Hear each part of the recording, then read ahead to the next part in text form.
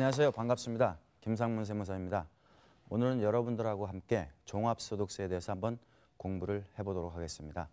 여러분들 사업을 하시는 분들은 사업을 하시게 되면 굉장히 여러 가지로 어려움을 많이 느끼셔요. 생각 못했던 여러 가지 금전적인 부담이라든지 여러 가지 무경험에서 오는 시행착오라든지 여러 가지 어려움을 많이 느끼시는데 그 중에 하나가 바로 이 세금과 회계에 관한 문제를 많이들 어려워하셔요. 왜냐하면 실질적으로 일반 사업자들이 세금이나 회계를 본인이 직접 알아가지고 신고한다는 것은 굉장히 쉽지는 않습니다. 예.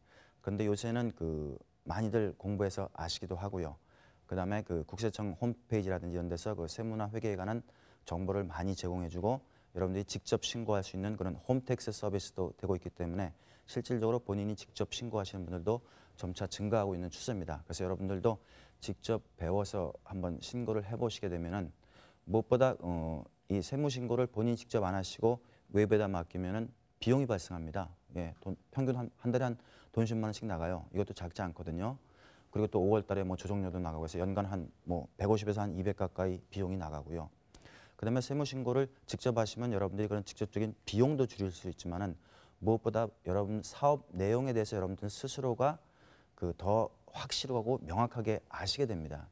왜냐하면 세무나 회계를 여러분들이 직접 하시려면 여러분들이 실제로 발생하는 경비에 대해서 하나하나 체크를 하지 않으실 수가 없고요. 그러다 보면 여러분들이 내 돈이 어떻게 나가고 어떻게 들어오고 있구나 하는 것을 보다 더 명확하게 아시기 때문에 간접적으로도 여러분들이 여러분 사업의 어떤 상황, 경영 상태를 파악하시는데 굉장히 좋습니다. 그래서 여러분들이 조금씩 노력을 하셔가지고 배우시면 여러분들이 세금 신고하는데 경비도 절약되고 그다음에 여러분들이 경영 상태에 대한 파악도 잘 되고 그런 여러 가지 장점이 있습니다. 그래서 오늘은 여러분들이 이제 몇 가지 신고를 배우실 텐데요. 여러분들 세금 종류가 사업을 하시게 되면 이제 여러 가지로 이제 들으실 텐데 대충 우리나라 세금 종류가 한 30여 가지가 됩니다. 예. 그 중에서 저는 이름만 들었지 평생 보지도 못한 세금도 많이 있어요. 예, 실질적으로 우리가 잘 모르는 관심 없는 세금들도 많이 있지만은 사업을 하시는 여러분들이 가장 관심을 갖고 주의를 기울이셔야 될 세금은 딱 두 가지밖에 없습니다. 그 두 가지는 뭐냐면은 부가가치세하고 여러분들이 오늘 배우실 종합소득세, 소득세 두 가지 세금만 여러분들이 알고 계시면은 사업을 하시는 데 있어서 아마 큰 어려움은 없으실 거예요. 그래서 부가가치세하고 종합소득세가 뭔지 가볍게 한번 살펴보시고요. 그리고 조금 더 구체적인 내용으로 진도를 나가도록 하겠습니다. 그래서 여러분들이 아셔야 될 세금이 이제 소득세하고 부가가치세인데요. 소득세라는 것은 말 그대로 소득에 대해서 세금을 내는 겁니다. 즉 여러분들이 매년 1월 1일부터 12월 31일까지 사업을 하셔가지고 그때 벌은 소득이라는 것은 매출을 얘기하는 것이 아니고요. 총 매출에서 이제 벌어들인 돈이죠. 거기에서 여러분들이 나간 돈 있잖아요. 직원들 인건비도 줘야죠. 가게 세도 줘야죠. 재료도 사와야죠. 그런 재료비라든지 그런 것들을 이제 경비라고 하는데요.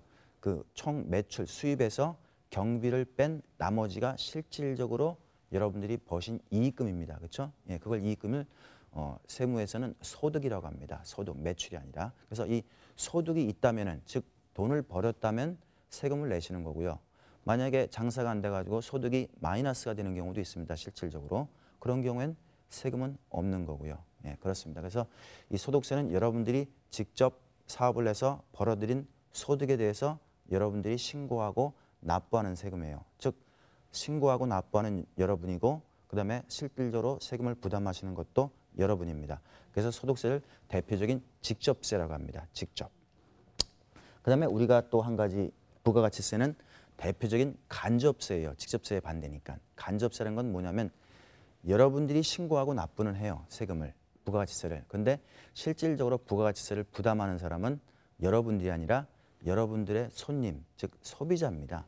예, 부가가치세는 대표적인 또 소비세라고도 하는데요. 무슨 뜻이냐면은 우리가 물건이나 혹은 서비스를 소비할 때는 그냥 소비하지 말고 돈 내고 소비하라는 거예요. 여러분들이 예를 들어서 문방구에 가서 볼펜을 하나 사더라도 그 볼펜 값에는 부가가치세가 다 들어가 있습니다. 실질적으로는 여러분이 정부에다 내는 건 아니지만은 물건을 사실 때 그 세금이 다 녹아 들어가 있어요. 예. 그래서 여러분들이 실질적으로 소비자가 부담을 하시는 거고 다만 그 물건을 파는 그 사람이 소비자한테 받아서 납부하는 거죠. 이와 같이 실질적으로 세금을 부담하는 사람하고 납부하는 사람하고 다른 세금을 간접세라고 하는데 이 부가가치세가 바로 대표적인 간접세 중에 하나입니다. 그래서 여러분들은 간접세 중에 대표인 부가가치세하고 그다음에 직접세의 대표인 소득세에 대해서 여러분들이 조금 알아두시는 것이 좋고요.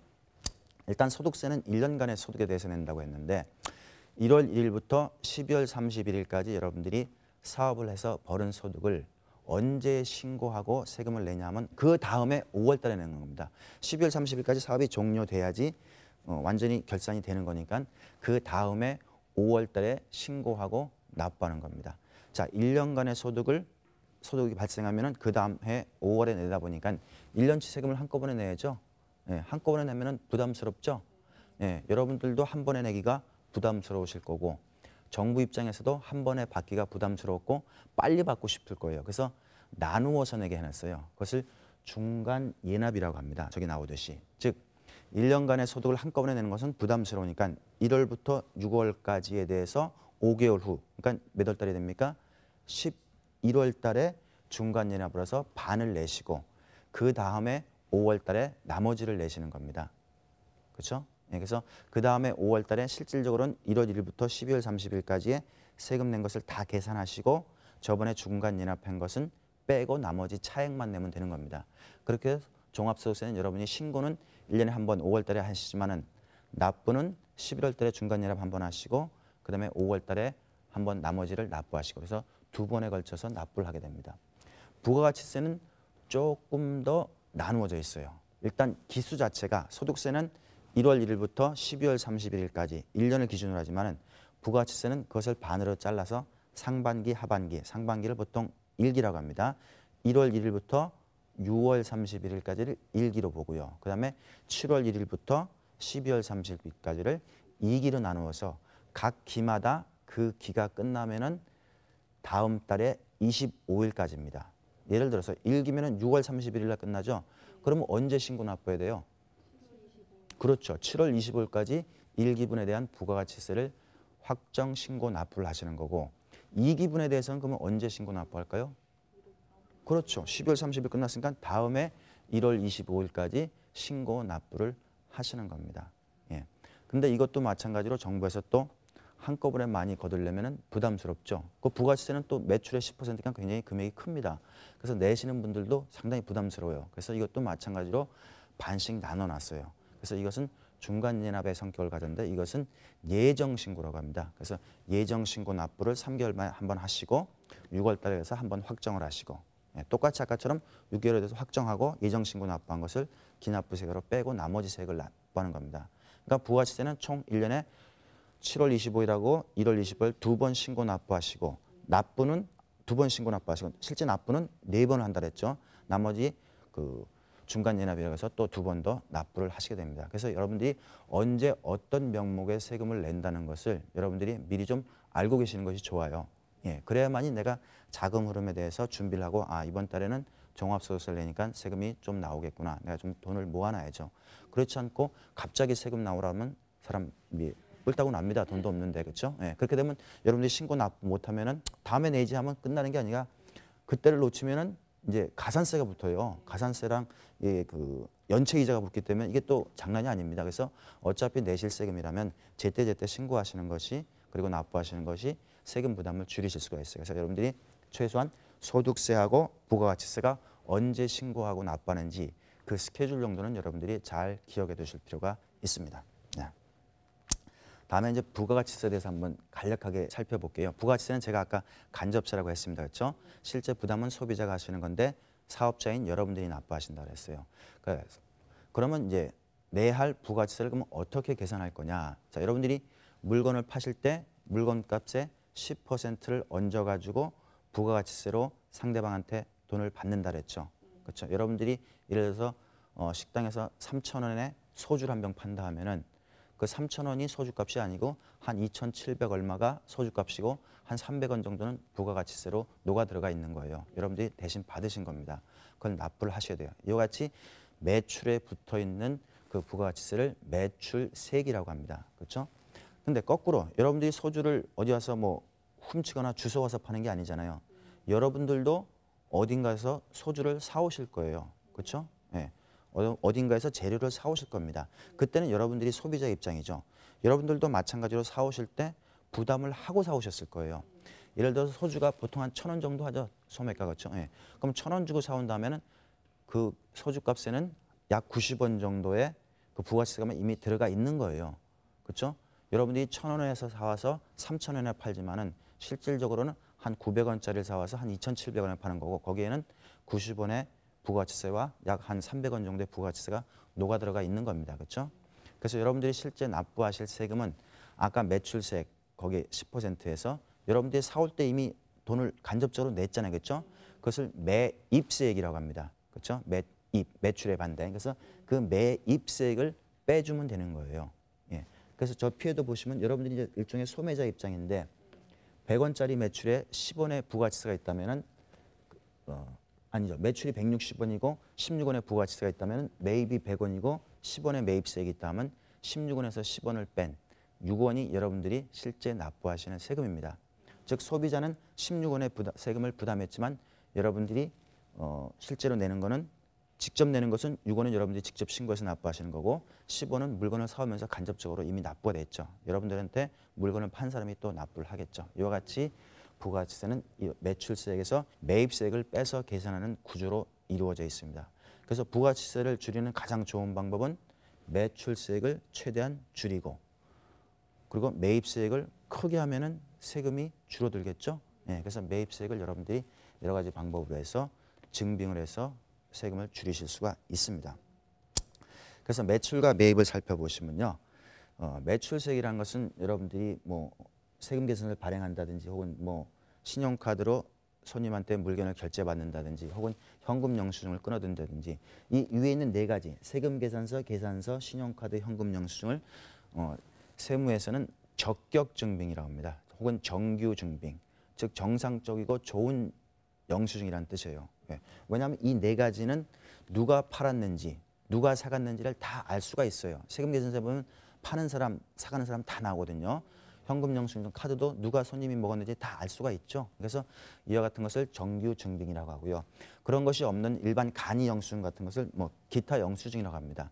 여기에는 누가 사갔는지 알 수가 없어요. 여러분들이 뭐 채소 가게 같은 데 가서 혹은 뭐 조그만 가게 가서 그냥 물건 사면은 조그만 이렇게 간이 영수증 끊어주잖아요.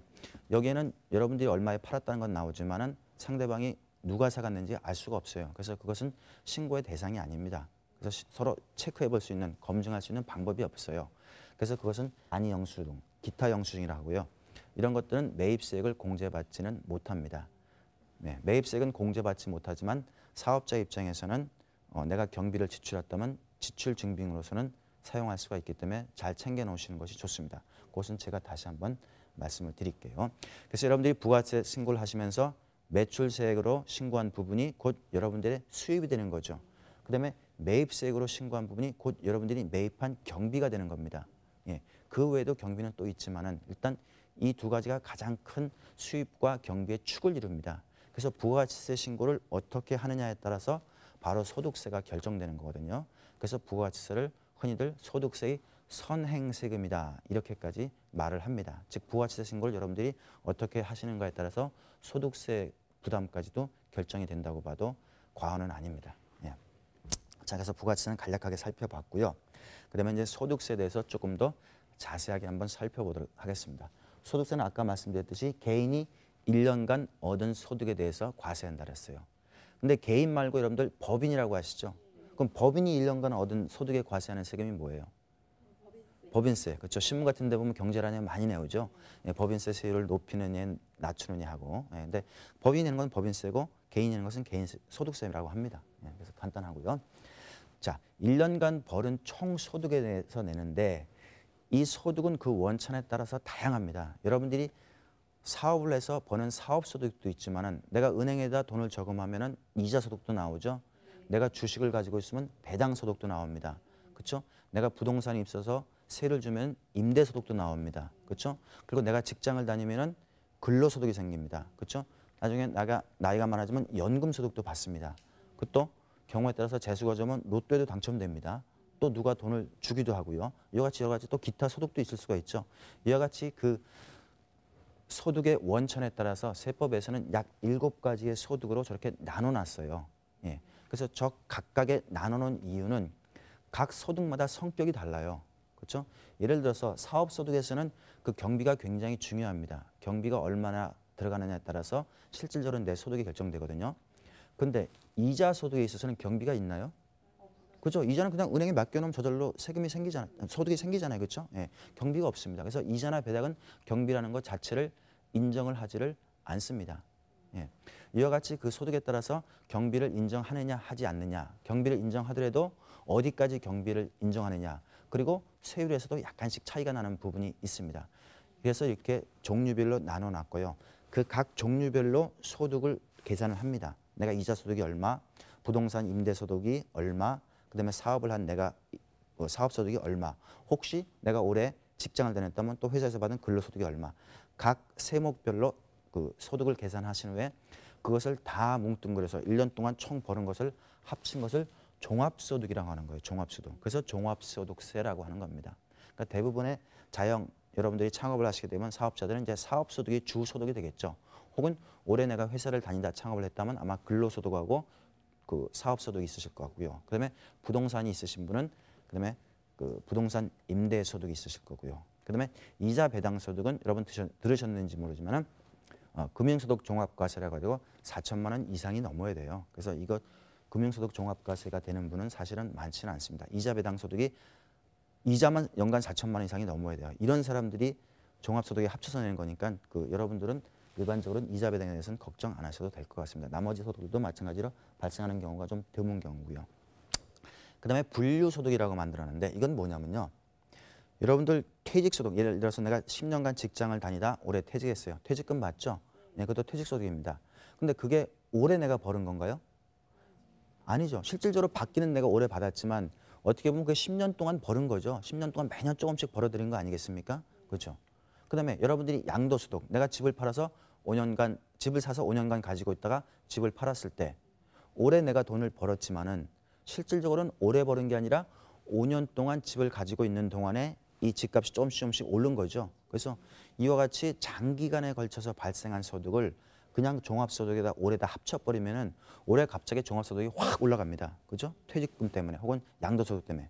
그렇게 되면 세율이 나중에 적용받는 세율이 높아져요. 갑자기 세부담이 높아지죠. 그래서 이런 그 불합리함을 없애기 위해서 양도소득이나 퇴직소득은 분류과세라고 해서 별도로 빼놨습니다. 이건 별도로 또 세금 내는 시스템이 따로 있어요. 그러니까 이거는 종합소득에 들어가지 않으십니다. 그러니까 이건 별도로 간다는 거 여러분들이 상식적으로 알아두시면 좋을 것 같고요. 그 다음에 여러분들이 이제 사업을 하시게 되면은 직원을 채용하시죠. 그 다음에 그 직원한테 월급을 주죠. 그 월급을 줄 때 여러분들이 원천 징수를 하셔야 됩니다. 여러분이 직장을 가실 때 회사로부터 월급을 받으시죠. 그때 회사에서 일정 금액의 세금을 띄고 주죠. 원천 징수한다고 합니다. 그렇죠? 예. 이것을 여러분들이 근로자 입장에서 사업자로 바뀌시게 되면 여러분들이 이제 원천 징수를 해야 되는 입장으로 바뀌는 거예요. 그렇죠? 그걸 안 하시면 여러분들이 무셔야 돼요. 그렇죠? 그렇기 때문에 여러분들이 직원한테는 갑정 근로소득세죠. 보통 근로소득세를 지급하시면서 원천 징수를 해야 되신다는 것도 여러분들이 알아두시는 것이 좋습니다. 예. 자, 그다음에 그러면 이렇게 계산된 소득세는 어떻게 계산을 하느냐? 일단 가장 여러분들 같은 이제 창업자들은 가장 큰 소득이 이제 사업소득이 될 거예요. 그렇죠? 그래서 수입은 아까 부가치세 신고할 때 매출세로 신고한 게 있습니다. 그렇죠? 예. 그거 외에도 또 수입이 있을 수도 있어요. 예를 들어서 내가 뭐 영업의 수익이라서 장려금을 받는다든지 여러 가지 있지만은 이제 좀 금액이 작겠죠. 그래서 그런 것들을 다 합치면 여러분들이 사업에서 발생한 총 수입이 생깁니다. 그다음에 경비. 여러분들이 아까 매입세액으로 신고한 경비가 있었어요. 소주 사원값, 볼펜 사원값, 그렇죠? 그다음에 여러분들이 월세 나간 거 이런 부가치세 신고한 그런 경비들이 있을 수가 있습니다. 예. 여기에다가 여러분들이 신고하지 않은 인건비가 있죠. 인건비는 부가치세 신고 대상이 아니기 때문에 여러분들이 부가치세는 신고는 안 합니다. 그렇죠? 그런 인건비라든지 기타 그다음에 여러분 그 간이 영수증을 받은 여러 가지 잡비라든지 이와 같이 부가가치세 신고 대상이 아닌 또 경비들이 있습니다. 그것을 다 뭉뚱그리면 이제 경비가 나오겠죠. 그러면 총 벌어들인 데서 총 나간 돈을 빼니까는 사업소득이 생길 겁니다. 예. 그래서 이 사업소득에 대해서 세금을 부과하는데 이 벌은 돈이라는 것은 여러분들이 생활비로 쓰셔야 되잖아요. 그렇죠? 생활비로 쓰셔야 될 돈인데 가족이 하나도 없는 혼자인 사람이 1년에 3천만 원 버는 거하고 흥부처럼 자식이 한 6, 7명 되는 사람이 1년에 3천만 원 버는 거하고는 그 돈의 쓰임새가 달라질 수밖에 없죠. 예, 흥부 같으면은 3천만 원인데 좀 세금을 조금만 내야겠죠. 가족이 많으니까 애들 공부도 시켜야 되고 그렇죠. 그래서 그 사람의 어떤 가족 사항이나 여러 가지 지출을 고려해 가지고 만든 것이 소득 공제라는 것이에요. 즉 3천만 원에 대해서 세금을 떼는 것이 아니라 흥부 같으면 식구가 많으니까 2천만 원을 소득 공제로 빼주는 겁니다. 그럼 흥부는 1천만 원만 과세 표준으로 여기서 세금을 내면 되는 거고요. 혼자 사시는 분은 사업소득이 3천만 원이시면 500만 원만 빼주고 나머지 2,500만 원에 대해서 세금을 내는 겁니다. 이게 더 합리적이겠죠.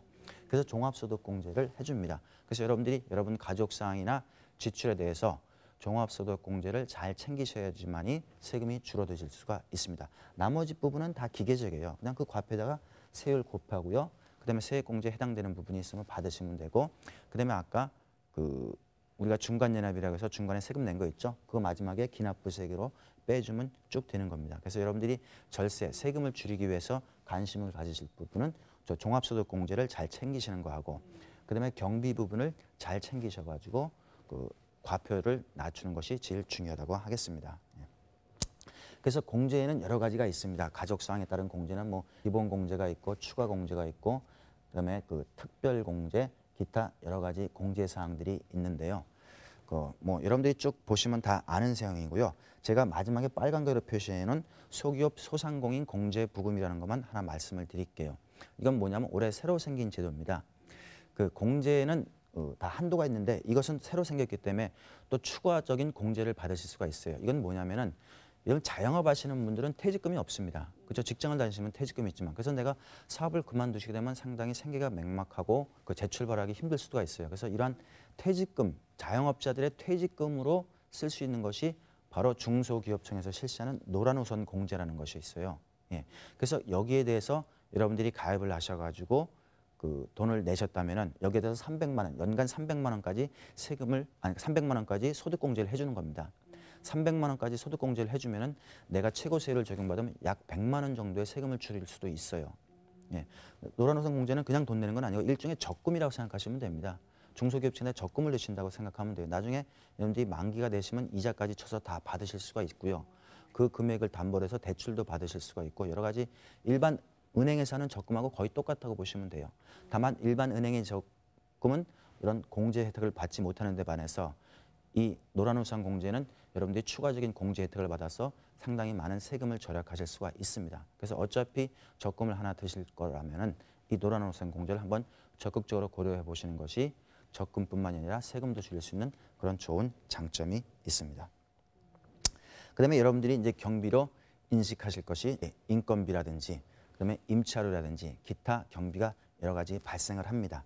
그래서 이러한 인건비라든지 임차료, 기타 경비가 발생을 하시는데 인건비는 제가 그 여러 가지 이제 후반부에 가서 다시 한번 좀 설명을 드려야 될 것 같고요.